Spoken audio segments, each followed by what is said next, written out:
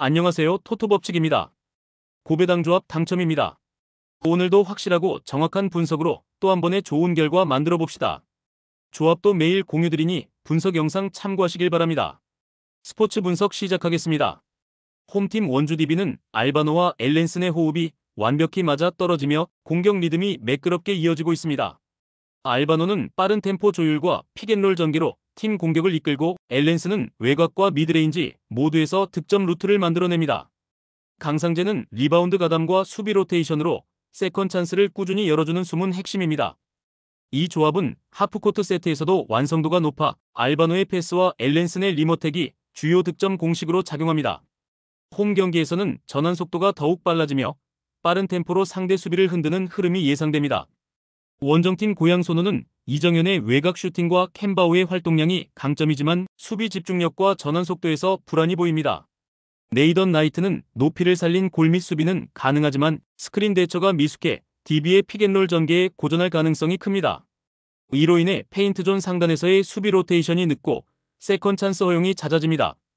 특히 후반 체력 저하 구간에서 수비 밸런스가 무너지는 경향이 있어 연속 실점 리스크가 존재합니다. 이번 경기는 페인트존 공략 효율과 리바운드 싸움이 핵심입니다. DB는 알바노의 돌파와 엘렌슨의 슈팅 조합으로 하프코트 공격에서 완성도를 보여줄 전망입니다. 고양 소노가 상단 수비에서 이 전개를 통제하지 못한다면 DB는 세컨 찬스와 트랜지션 모드에서 우위를 점할 것입니다. 강상재의 리바운드 가담도 안정적이어서 후반 체력 싸움에서도 강점을 유지할 가능성이 높습니다. 결국 공격 효율, 리바운드 집중력, 템포 조절력 모두에서 원주 DB가 앞서는 경기 흐름이 예상됩니다. 홈팀 수원 KT는 시즌 초반보다 공격 전개 완성도가 뚜렷하게 향상된 팀입니다. 김선영은 빠른 템포 전환과 넓은 시야로 45도 지역의 공간을 효율적으로 활용하며 킥아웃 패스로 로메로나 힉스에게 찬스를 만들어줍니다. 로메로는 스크린 이후 세컨드 롤인 타이밍이 뛰어나고 포스트업과 외곽 플레이를 자유롭게 오가며 공격폭을 넓힙니다. 힉스는 강한 피지컬로 골밑에서 확실한 존재감을 보이며 리바운드 싸움에서도 중심을 잡습니다. 이 세 명의 조합은 코트 전체의 리듬을 유기적으로 연결하며 스위칭과 컷신을 반복해 상대 수비를 지치게 만듭니다. 결국 수원 KT는 미드레인지와 골밑을 동시에 공략하며 안정적인 템포로 경기를 주도할 가능성이 높습니다.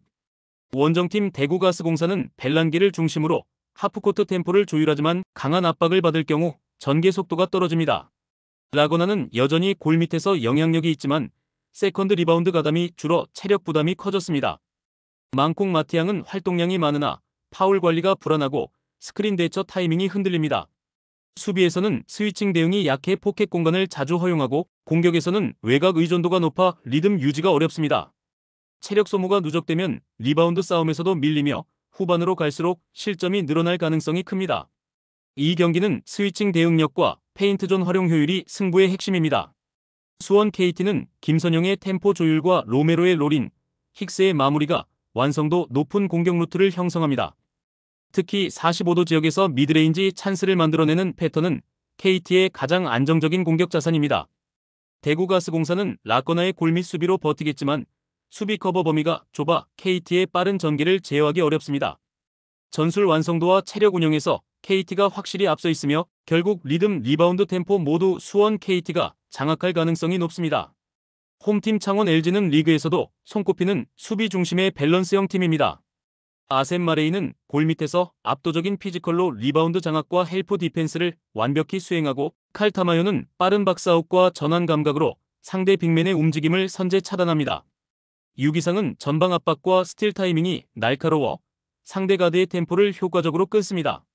이 세 축을 중심으로 구축된 수비 라인은 리그 최상급 완성도를 보이며 수비 후 빠른 전환으로 이어지는 속공이 팀의 핵심 리듬을 만듭니다. 유기상의 패스에서 시작해 마레이가 마무리하는 속공 루트는 창원 LG의 시그니처 플레이로 자리 잡았습니다. 결국 수비로 시작해 공격으로 끝내는 구조가 완전히 정착된 팀입니다. 원정팀 서울 삼성은 한호빈, 구탕, 니콜슨을 중심으로 공격 전개를 시도하지만 결정력의 일관성이 부족합니다. 한호빈은 안정적인 볼 운반 능력을 지녔으나 강한 압박 앞에서는 턴오버가 잦습니다. 구탕은 돌파력은 뛰어나지만 슈팅 선택이 일정하지 않아 흐름이 끊기고 니콜슨은 골밑 존재감은 있으나 수비 로테이션이 느려 실점을 허용하기 쉽습니다. 전반적으로 하프코트 세트플레이 완성도가 낮고 존 디펜스 상대 시 외곽 의존도가 과도해 공격 루트가 단조로워집니다. 이로 인해 LG의 조직적인 수비를 뚫기 어렵고 실책 후 속공에 노출될 가능성이 높습니다. 이번 경기는 수비 조직력과 속공 효율의 대결입니다. 창원 LG는 마레이 중심의 골밑 장악과 6 이상의 빠른 템포 조율로 경기 흐름을 주도할 전망입니다. 타마요의 미드레인지가 가세하면 득점 루트의 다양성까지 확보됩니다. 반면 서울 삼성은 공격 의지는 높지만 LG의 수비 강도를 뚫기엔 완성도가 부족합니다. 중반 이후에는 LG의 수비 리바운드에서 시작되는 속공이 경기 흐름을 완전히 가져올 가능성이 큽니다. 결국 창원 LG가 리듬 리바운드 템포 모두에서 우위를 점하며 경기 전체를 통제할 전망입니다. 홈팀 서울은 4-4-2 포메이션을 유지하지만 핵심 수비수 야잔의 부상으로 수비 안정감이 떨어지고 있습니다. 야잔이 출전하더라도 컨디션이 완전하지 않아 수비 라인 흔들림이 우려됩니다. 전방의 둑스는 연계와 세컨드볼 반응이 빠르지만 강한 압박을 받을 경우 고립되는 장면이 잦습니다. 안데르손은 돌파는 좋으나 크로스 타이밍이 일정하지 않고 링가드는 세밀하지만 중원 연결이 부족합니다. 이승모 류재문 조합은 볼 배급 속도와 압박 대응에서 한계가 뚜렷해 중원 주도권을 잃을 가능성이 높습니다. 결국 서울은 수비 안정성과 빌드업 템포 모두에서 불안이 남아있습니다. 원정팀 포항은 3-4-3 전형으로 전방 압박과 중원 장악을 동시에 노립니다. 이호재는 제공권과 세컨드볼 싸움에서 강점을 보이고 주닝현은 폭넓은 침투로 공격 템포를 높입니다. 오베르다는 리듬을 조율하며 기성용은 빌드업과 패스 전환으로 경기 흐름을 이끕니다. 중원에서의 패스질과 위치 선정은 서울보다 한 단계 위이며 윙백의 오버래핑으로 공간을 효과적으로 넓힙니다. 따라서 포항은 경기 리듬과 템포를 주도하며 득점 기회를 만들어갈 가능성이 높습니다. 이 경기는 수비 안정성과 중원 밸런스에서 승부가 갈릴 전망입니다. 서울은 수비 라인이 불안하고 후반 체력 저하 시 공간이 벌어질 수 있습니다. 반면 포항은 중원 컨트롤과 템포 유지 능력에서 우위를 점하고 있습니다. 결국 경기 주도권은 포항이 가져갈 가능성이 높으며 원정에서도 리듬과 템포 모두에서 앞설 것으로 보입니다. 홈팀 울산은 4-3-3 전형을 유지하고 있으나 최근 전술 일관성과 팀 밸런스가 크게 흔들리고 있습니다. 감독 교체 이후에도 수비 라인 간격과 커버 타이밍이 맞지 않아 하프 스페이스 뒷공간이 자주 노출됩니다. 에릭은 활동량은 많지만 압박 회피와 연계 능력이 부족하고 루빅소는 돌파는 좋으나 마무리 의사결정이 불안정합니다. 보야니치는 패스 템포는 좋지만 세컨드볼 대처가 느려 공격 흐름이 자주 끊깁니다. 무엇보다 내부 분위기 불안이 경기 집중력 저하로 이어지며 체력 분배와 리듬 유지 모두 불안정한 모습입니다. 원정팀 광주는 4-4-2 전형으로 라인 간격이 정돈되어 있고 압박과 전환이 모두 안정적입니다. 이정효 감독은 전술 이해도와 밸런스 조율 능력이 뛰어나며 팀 전체의 템포를 안정적으로 이끕니다. 헤이스는 하프 스페이스 침투와 컷백 루트에서 위협적이고 오후성은 중원과 측면을 유기적으로 연결하며 리듬을 만들어냅니다. 최경록은 전방 압박의 핵심으로 울산의 불안한 빌드업을 효과적으로 끊을 가능성이 큽니다. 콤팩트한 수비 블록과 빠른 전환 반응으로 템포 손실이 적고 후반 체력 유지력도 안정적입니다. 이 경기는 울산이 전술적 불안정과 수비 라인 붕괴로 인해 경기 리듬을 유지하기 어렵고 광주는 압박과 전환 템포 모두에서 완성도를 보입니다. 헤이스는 울산의 느린 측면 커버를 파고들며 결정적인 찬스를 만들어낼 가능성이 높습니다. 전술 완성도, 체력 운영, 그리고 리듬 유지력 모두에서 광주가 확실히 앞서 있습니다. 결국 경기 후반에는 울산의 체력 저하와 수비 집중력 붕괴가 겹치며 광주가 조직력과 템포를 바탕으로 경기를 주도할 가능성이 높습니다. 홈팀 대전은 4-4-2 전형을 유지하며 전방 압박과 중원 장악을 동시에 강화하고 있습니다. 주민규는 박산에서 영리한 움직임과 안정된 제공권 싸움으로 팀 공격의 중심 역할을 하고 있습니다. 에르난데스는 폭발적인 스피드와 드리블 타이밍으로 측면에서 리듬을 만들어내며 상대 수비를 흔듭니다. 마사는 하프 스페이스 침투와 세컨드 찬스 창출에 강점을 보이며 시즌 막판 들어 감각이 절정에 올랐습니다. 이순민, 정재희, 마사, 에르난데스의 복귀로 전력 밸런스가 완성되었고 황선홍 감독은 중원 템포 조절을 통해 체력 분배와 압박 리듬을 세밀히 관리하고 있습니다. 홈에서는 라인을 높여 전환 속도를 끌어올리며 세컨드볼 싸움에서 주도권을 가져가는 모습입니다. 원정팀 제주는 김정수 감독 대행 체제로 전환된 이후 전술 완성도와 팀 밸런스 모두 불안한 상황입니다. 유리 조나탄은 제공권이 강하지만 움직임 반경이 좁고 이선 연계가 원활하지 않습니다. 남태희는 공격 전개에서는 빛나지만 수비 전환이 늦어 중원 리바운드 싸움에서 약점을 드러냅니다. 이탈로 역시 압박 타이밍이 늦고 커버 범위가 좁아 세컨드볼 대응이 불안합니다. 3-4-3 전형의 측면 간격이 자주 벌어지고 후반으로 갈수록 체력 저하로 실점이 잦아집니다. 이 경기는 안정된 대전과 흔들리는 제주의 대결입니다. 대전은 핵심 자원 복귀로 전술 밸런스가 잡히고 공격 루트의 다양성이 되살아났습니다. 주민규가 공간을 열어주면 마사가 침투해 결정적인 찬스를 만들고 에르난데스는 템포를 높이며 상대 수비를 무너뜨립니다. 반면 제주는 공격 전개가 단조롭고 중원 압박과 리바운드 싸움에서 밀릴 가능성이 높습니다. 체력 유지력과 템포 조절 능력에서 우위에 있는 대전이 홈 경기의 리듬을 완전히 주도할 것으로 보입니다. 후반에는 마사와 에르난데스의 돌파가 승부를 결정질 가능성이 큽니다. 홈팀 전북은 4-3-3 포메이션을 바탕으로 중앙과 측면의 유기적 연기를 통해 공격 템포를 조율하고 있습니다. 콤파뇨는 포스트 플레이와 제공권 장악에서 강점을 보이며 공중볼 타점이 높습니다. 전진우는 폭넓은 움직임과 침투로 상대 수비를 흔들고 김진규는 패스 템포 조절과 전진 빌드업으로 경기 리듬을 안정시킵니다.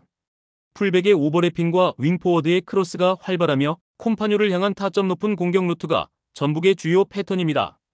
홈에서는 강한 전방 압박과 세컨드볼 장악으로 경기 흐름을 주도하고 체력 분배도 안정적인 편입니다. 원정팀 수원FC는 4-3-3 구조를 유지하지만 중앙 수비진의 신장과 공중볼 대응력이 약한 편입니다. 사박은 제공권 싸움에 강하지만 윌리안의 부상으로 공격 옵션이 줄어 전방 조합이 제한됩니다. 안현범은 빠른 침투로 측면 리듬을 만들어내지만 중원 지원이 부족해 공격 연결이 끊기는 경우가 있습니다. 루아는 패스 연결을 담당하지만 전진 템포 유지에 어려움을 보이고 수비 라인은 후반 체력 저하로 간격 유지가 흔들립니다. 이 경기는 높이와 전개 속도에서 승부가 갈릴 가능성이 높습니다. 전북은 김진규의 템포 조율과 콤파뇨의 제공권을 앞세워 공격 리듬을 유지할 것으로 보입니다. 수원은 안현범의 속도를 활용한 역습을 노리겠지만 중앙 수비의 높이 열세가 부담으로 작용할 전망입니다. 후반으로 갈수록 수원 수비 조직이 느슨해지고 세컨드볼 리바운드 싸움에서도 밀릴 가능성이 큽니다. 결국 전북이 체력 유지와 템포 조절에서 앞서며 경기 주도권을 확실히 잡을 것으로 예상됩니다. 홈팀 대구는 4-4-2 포메이션으로 잔류를 위해 매경기 승리가 절실한 상황입니다. 세징야는 여전히 팀의 핵심으로 박스 근처에서의 결정력과 킥 정확도는 뛰어나지만 수비 가담이 부족합니다. 정치인은 볼 운반은 안정적이지만 압박 회피 시 터치가 길어 역습 위험을 초래하고 라마스는 전진 패스 시도가 많으나 공간 창출에 어려움을 겪습니다. 팀은 공격적으로 라인을 끌어올리며 승부수를 띄우고 있으나 그만큼 뒷공간 리스크가 큽니다. 특히 풀백의 복귀 속도가 느리고 후반 체력 저하 시 라인 간격이 벌어져 수비 집중력이 떨어집니다. 결국 공격 의지는 높지만 구조적 불안은 여전히 해소되지 못한 상태입니다. 원정팀 강원은 4-4-2 전형을 유지하며 역습 완성도와 템포 조절이 모두 안정된 흐름을 보이고 있습니다. 김건희는 박스 안 움직임이 날카롭고 김대원은 빠른 스피드로 대구의 수비 성향을 정확히 공략할 수 있습니다. 서민우는 중원에서 템포를 조율하며 빠른 전환으로 공격 리듬을 이어갑니다. 정경호 감독은 라인 뒷공간을 적극 활용하며 이선 침투 패턴을 자주 구사합니다. 빌드업도 단순하지 않고 중원을 거쳐 빠르게 전방으로 이어지는 효율적인 구조를 유지합니다. 최근에는 점유율보다 완성도 높은 역습 루트로 실리를 챙기며 체력 분배와 템포 유지에서도 안정적입니다. 이 경기는 생존을 위한 대구의 전진 라인과 이를 노리는 강원의 빠른 역습이 맞붙는 구도입니다. 대구는 세징야와 라마스를 중심으로 공격 템포를 높이겠지만 뒷공간 노출이 필연적입니다. 강원은 김대원과 모재현의 속도를 활용해 그 공간을 공략하며 서민우의 중원 조율로 템포를 유지할 가능성이 큽니다. 후반으로 갈수록 대구의 체력 소모와 수비 집중력 저하가 겹치며 실점 위험이 높아질 전망입니다. 전술 완성도, 체력 밸런스, 그리고 전환 속도 모두 강원이 우위에 있는 경기 흐름입니다. 홈팀 안양은 4-3-1-2 전형으로 중원 밀도를 높이며 짧은 패스로 리듬을 만들어갑니다.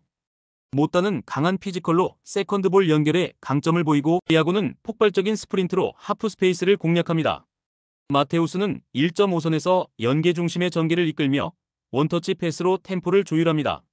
좌우 풀백이 적절히 전진하면 중앙 마이너스 측면 삼각 전개가 매끄럽게 이어지고 세트피스에서도 킥 완성도로 세컨드 상황을 만듭니다. 다만 마무리 과정의 결정력이 일정하지 않아 선제 득점 실패 시 템포가 일시적으로 느려집니다. 원정팀 김천은 4-4-2 전형으로 라인 밸런스를 유지하지만 저녁을 앞둔 주축 선수들의 기용 여부가 변수입니다. 박상혁은 컵백과 가담으로 찬스를 만들고 김승섭은 빠른 침투로 수적 우위를 형성합니다. 이동경은 세트피스와 전진 패스의 질로 전방 전환의 리듬을 이끌며 수비에서는 미드블록 기반으로 풀백 뒤 공간 관리가 중요합니다. 후반에는 체력 분배가 흔들리며 중원 간격이 벌어지고 세컨드 대응이 느려지는 경향이 있습니다. 이 경기는 라인업 구성과 동기부여 강도가 경기 흐름을 좌우할 전망입니다. 안양은 마테우스의 연계와 모따의 등지기를 활용해 중앙 템포를 유지하고 야구의 스프린트로 상대 라인을 묶으며 공격 전개 속도를 높일 것입니다. 김천은 중원 압박 강도를 높여 탈압박 루트를 차단하고 후반에는 교체 자원을 활용해 속도와 리듬을 동시에 끌어올릴 가능성이 있습니다. 양팀 모두 리스크 관리 중심의 운영을 펼칠 것으로 보여 공간 활용이 제한되고 득점 기대값은 낮은 균형형 흐름으로 갈 가능성이 큽니다. 결국 체력 분배와 템포 유지력에서 안정적인 팀이 후반 주도권을 가져갈 전망입니다. 영상 끝까지 시청해주셔서 감사합니다. 오늘도 행복 토토합시다. 구독과 좋아요는 큰 힘이 됩니다. 감사합니다.